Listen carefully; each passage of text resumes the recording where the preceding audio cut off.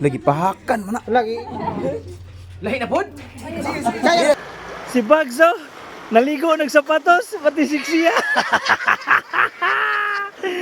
Achok Bolivarde. So yun mga kachop, papuntang Tapak pa lang kami para magbigay ng libreng gupit. Pero ganito na kahirap ang dinadaanan namin. May kalsada kasi na natabunan ng lupa dahil sa landslide. At sobrang lalim ng putik, kaya nahihirapan kaming makadaan. Sa gabi kasi kami bumiyahe para kinabukasan, diretso na gupit. Buti na lang, mababait mga tao dito at tinulungan kaming makadaan at binuhat ang aming mga motor. At nagmistula na kaming kalabaw dahil sa putik.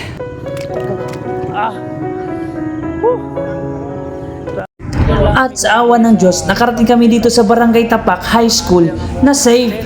Kaya nilatag agad namin yung mga tent namin para makapagpahinga na. Kinabukasan, pumunta agad kami sa ilog para makaligo na. Good morning mga kachop. Mamulkas pa. Yeah. Good morning mga kachop. Kami di karon sa tulay sa Tapak. Narantag tulay oh. Para mga ligo mig sapa, diri may mga ligo. Bago magsimula sa gupit. So ligo daan para humot-humot ba. Ini may mga ligo mga idol, kay klaro na jud kayo dagang kabaw. Hindi alam kaligo eh.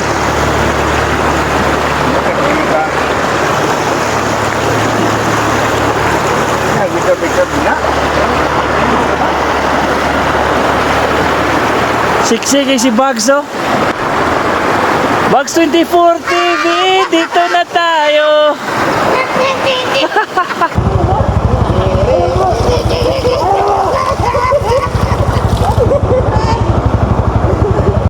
At pagkatapos naming maligo, picture taking muna saglit. O, di ba? Ang pogi. At pagbalik namin, mga teacher muna ang unang nagpagupit.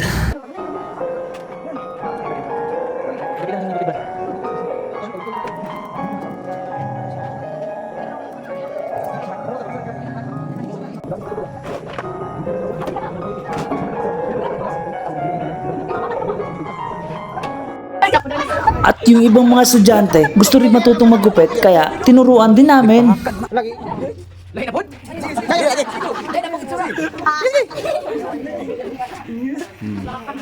Ang mga man mo kunin tayo. Champion yung buhok ka ba? Mukha nga lang clipper. Inigduot ako siyang buhok, mukha ng clipper. Gini. Oh, baga mi bok. Abi lang now.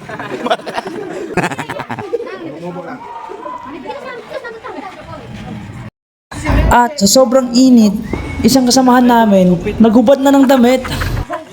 Muna yung pinakabigatin sa grupong team Biglang Gwapo. Bigatin? Oh, bugat mag-itlog.